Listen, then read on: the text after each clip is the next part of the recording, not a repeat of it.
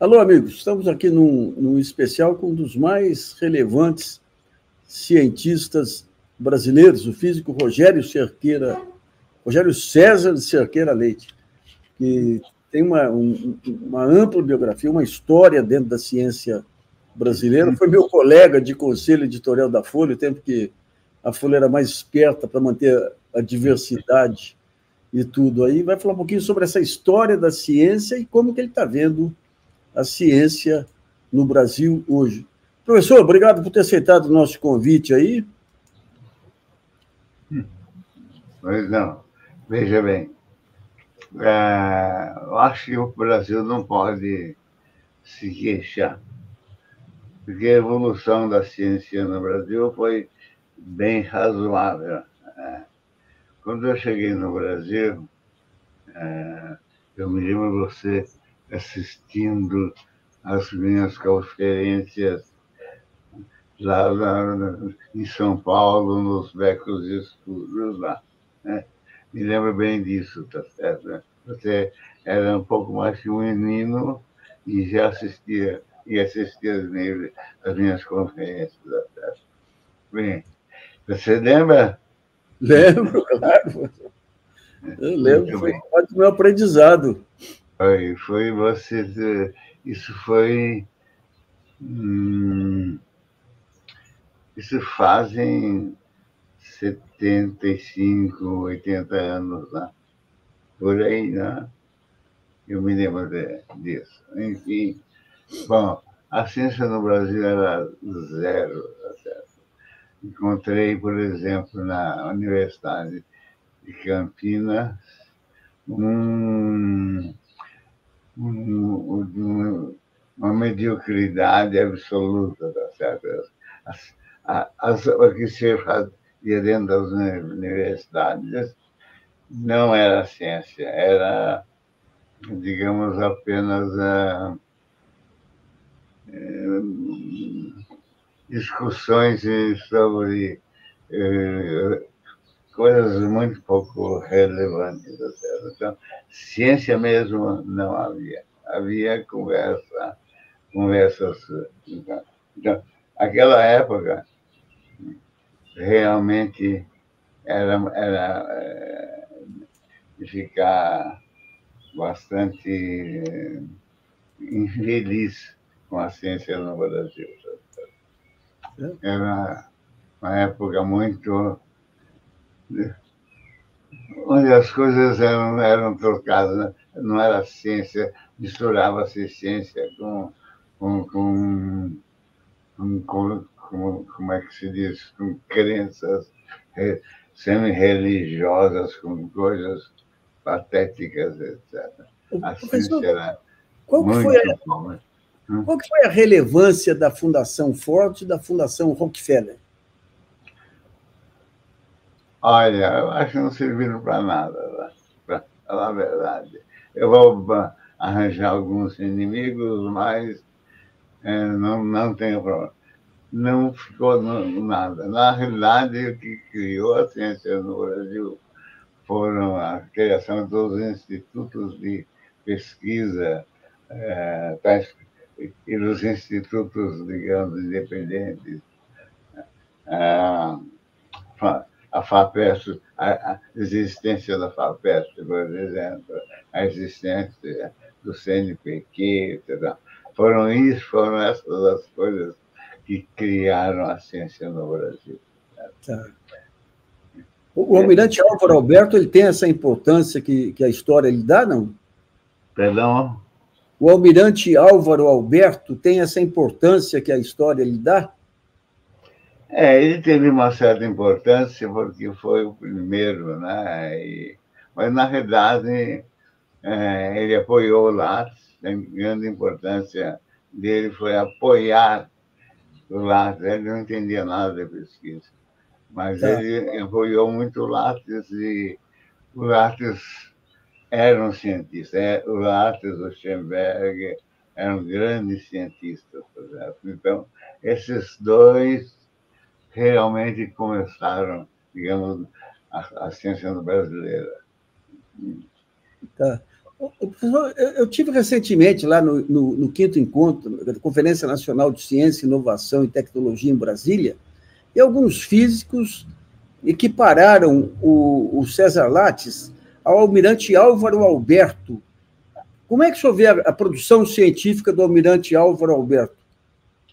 Olha, os dois tiveram consequências para a ciência, quer dizer, apoiaram a ciência em momentos importantes, tá certo?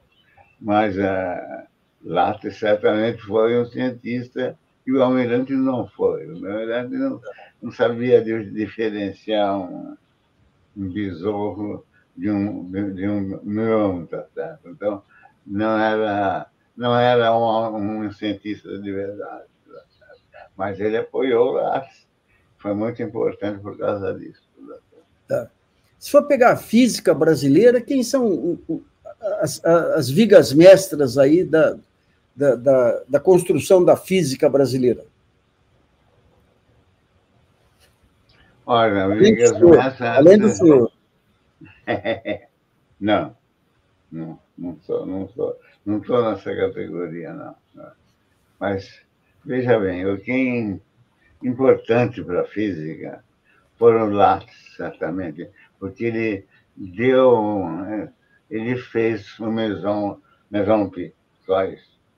Mas o impulso que ele deu na ciência por causa disso, uma coisa inesperada. Quer dizer, o Brasil teve um impulso depois dele enorme, tá certo? Todo mundo queria fazer física, tá certo?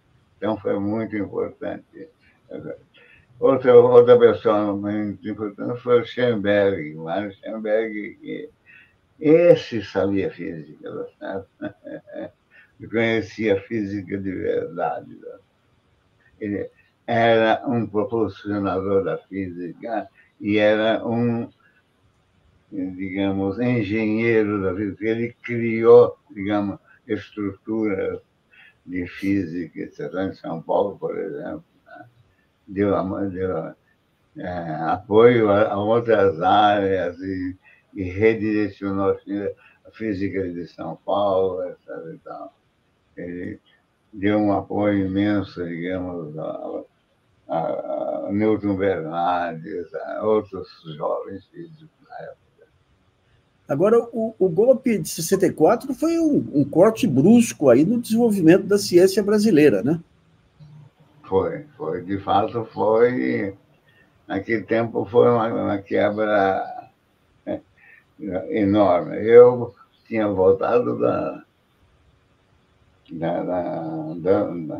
dos Estados Unidos, depois de passar 11 anos fora do país, voltei.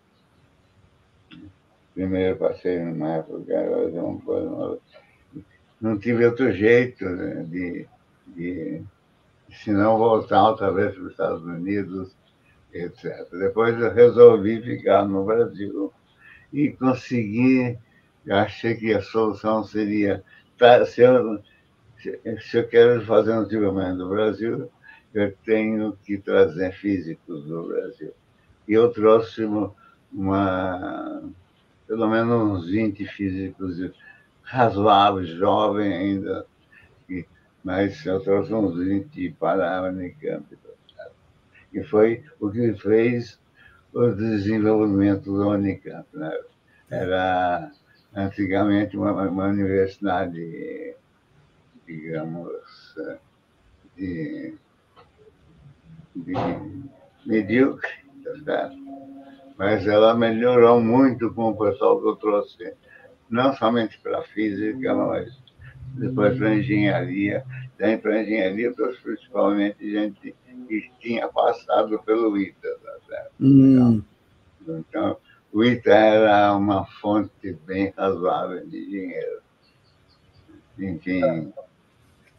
O papel do Zeferino Vaz, afinal, o que se enaltece nele é a resistência dele naquele período de obscurantismo e tudo. Como é que era o relacionamento do senhor com ele? Não, veja bem, eu sabia o que ele era e ele sabia o que eu era. enfim, nossa, a gente conseguia conviver, tá certo?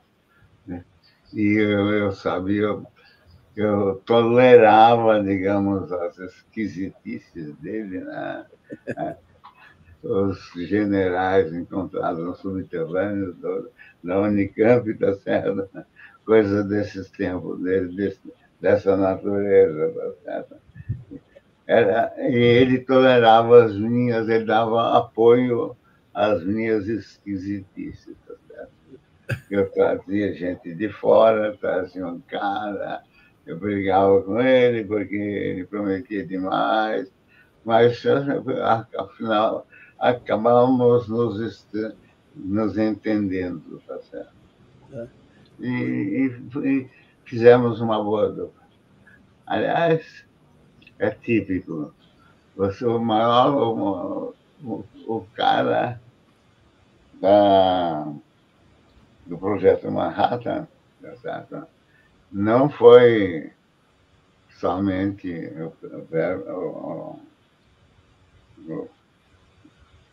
o físico, tá?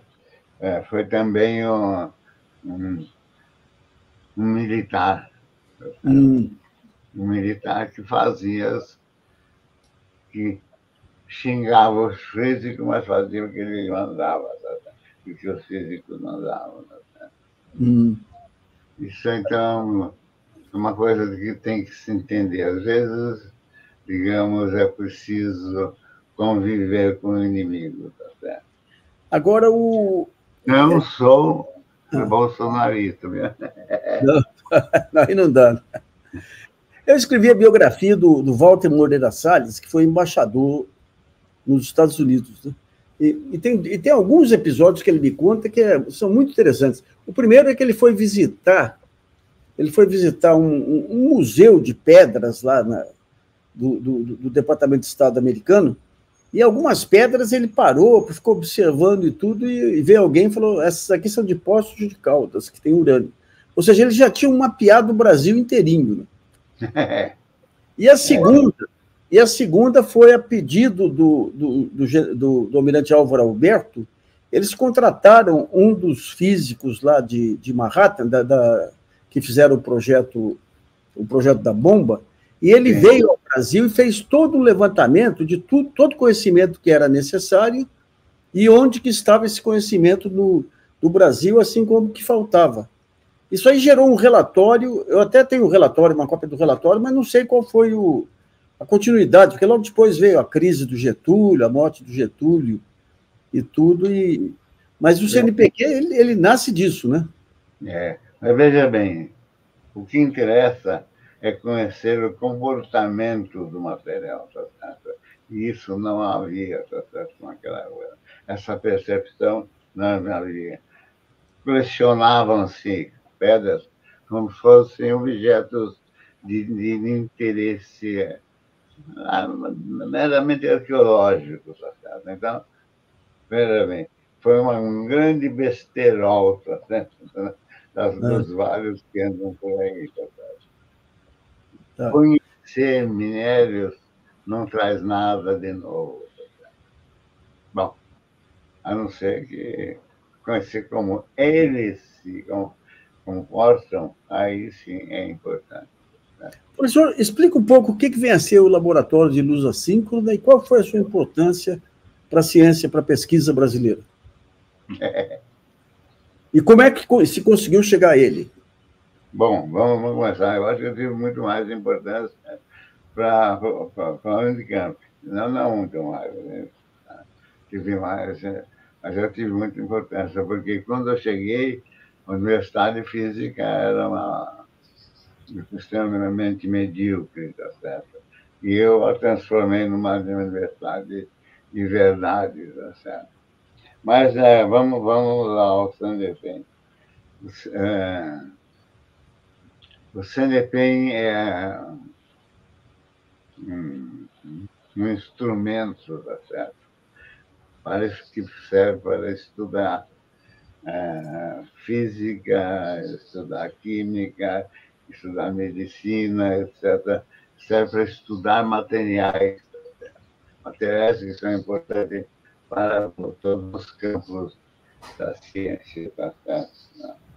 Então, ele é um instrumento, simplesmente, um instrumento meio grandiloquente, né? Mas, enfim, não passa disso.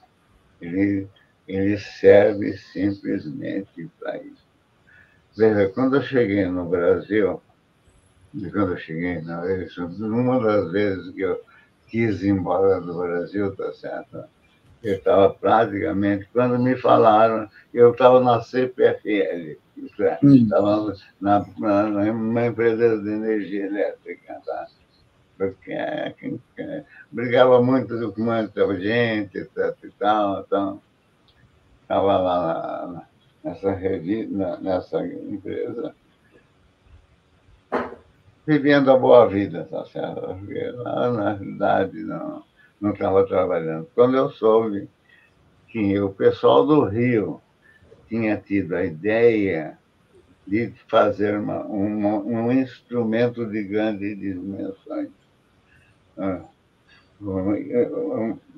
O CNPq tinha já um dinheiro guardado, da certa forma, para fazer uma máquina grande. E uma possibilidade seria um síncrono. Então, tendo essa possibilidade, só que eles não eram capazes de decidir. Já haviam decidido que seria um síncrono, mas de que tamanho seria o síncrono? Qual o tipo? Se seria feito no Brasil, comprado, feito no exterior, não sei, de qualquer maneira, eles estavam muito confusos no Rio de Janeiro. Tá? Aí a maneira, digamos, de grosseira que eu costumo ser, tá certo? Ele veio falar comigo. Sim. Aí veio José Pelúcio Ferreira, que foi um grande impulsionador da ciência no Brasil. O Lobo, que era o diretor da instituição do INPE, né? Da instituição que eles inventaram, tem a ideia de fazer isso, e mais uns 3 ou 4, tá certo? Falar comigo e eu os convenci que podia fazer, que seria uma maneira mais fácil de fazer junto a uma universidade nascente, que podia contratar mais jovens pesquisadores, etc. e tal, e que tinha um cara bacana que era que ia no peito de cada um quando precisasse. Muito bem. Foi assim que nasceu o síncrono. Nasceu, digamos, muitos chamam, dizem que eu roubei, não sabem muito o que ia acontecer. Era impossível fazer o síncrono no Rio de Janeiro, não havia como. Tá? E eu, então, digamos, assumi a presidência do síncrono, né? Tive uma boa colaboração de certas pessoas. O pessoal envolvido inicialmente no síncrono, na ideia do síncrono, etc., veio para Campinas, tá certo? E o pessoal conseguiu um grupo vindo de São Carlos, de São Paulo, e da própria Unicamp, tá certo? Dessa maneira foi iniciado o síncrono, roubado do Rio de Janeiro, tá certo? Mais alguma pergunta? Bom, eu pergunto. E daí em diante é uma questão de você esboçar, simplesmente fazer as coisas mais ou menos, e não ser muito, deixar o pessoal trabalhar por conta.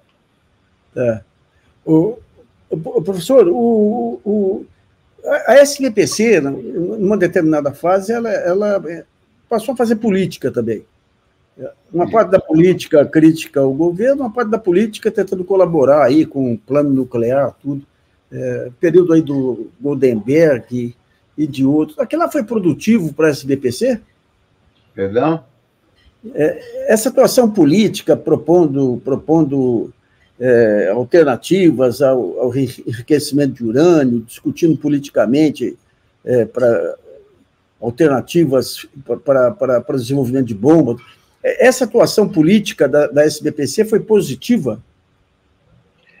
Veja bem. Quando uma instituição nasce, você tem que dar certas direções. Né? As direções do SBPC iniciais eram para fazer ciência, certo? Simplesmente. E como hoje a ABC, né? A Associação Brasileira de Física, de qualquer maneira, havia muitas, digamos, instituições que eram dedicadas às ciências, tá certo? Então, é mais ou menos natural que uma delas, pelo menos, pensasse em política. Eu não sou contra associações de se dedicar à política. Eu não sou contra. Muita gente é contra, principalmente os mais quadrados. Mas eu acho que o cientista tem direito a se preocupar com as coisas, com a nação de uma maneira geral, com a sua coisa em geral, tá certo? É um direito, tá certo? O que acontece é que há deformações no pensamento, você se deforma, você começa a pensar em outras coisas. Mas é um direito do cidadão, seja ele cientista, seja ele barbeiro, seja ele o que for, de fazer política. Tá. Professor, se fosse discutir hoje o currículo das faculdades de física ou o modelo das universidades brasileiras, o que o senhor mudaria? Isso aí é fácil. Eu, em primeiro lugar, acabaria com a eleição dos reitores. Não deu certo. Ultimamente, as melhores universidades do mundo, elas não são um exemplo de democracia. Né? Democracia é muito bom. Democracia é muito bom, e tal. E aí, mas a estrutura dela não permite que ela se dê ao luxo, tá certo? De ser democracias. Não deu certo a ideia. A primeira democracia do mundo foi uma democracia de Rosário. Você sabia disso? Não. Pois é. E aí o Brasil e as outras seguiram a coisa, seguiram que pretenderam fazer democracia. Assim. Escolhe-se um reitor e vira uma negociação. Como parece mais como é que chama?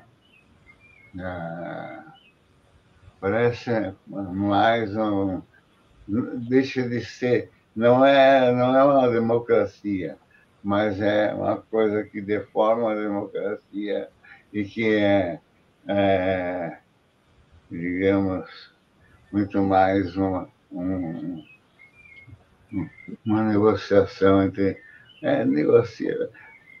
Olha, para você ter uma ideia, hoje fazem 3 meses, 2 anos e 3 meses, que, que, que para a eleição nas duas universidades de São Paulo. E já estão negociando, tá certo? Já estão negociando quem vai ser o reitor. Tá certo?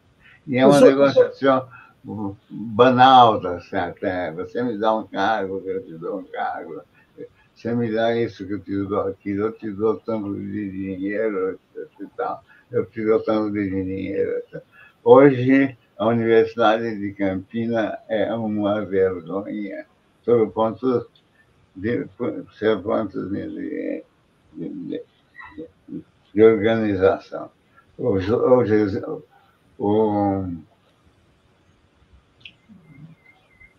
Professor, e o ensino da física, o que teria que mudar hoje para ficar contemporâneo?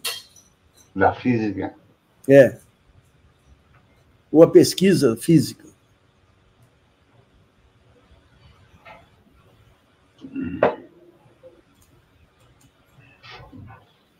Veja bem, eu sou contra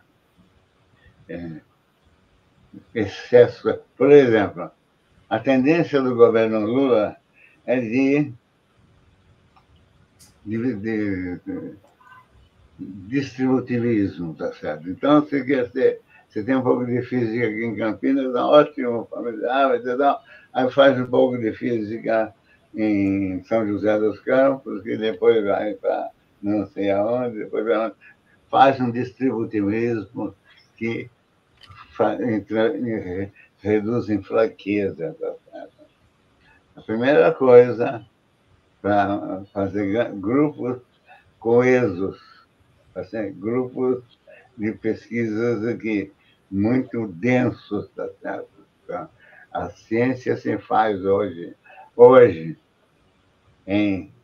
com densidade, muita gente junto, muita gente para trocar ideias, ou pessoas que estejam de diferentes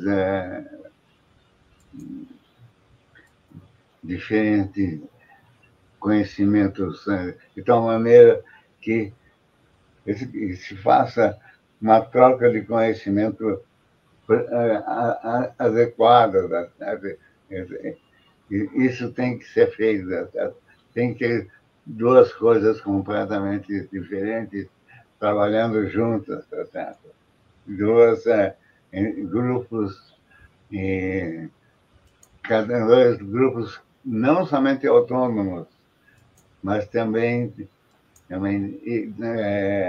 interdependentes, tá certo? Então, Tá. Bem, isso é preciso sempre como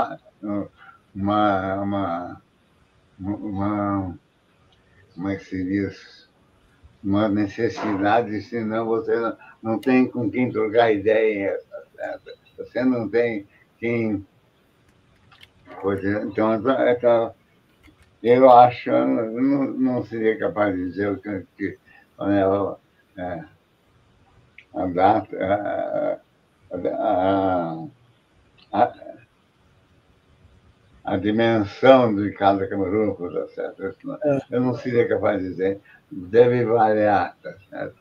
Mas uma coisa eu sei, o tempo do cara que trabalhava lá no seu laboratório sozinho, na garagem, etc.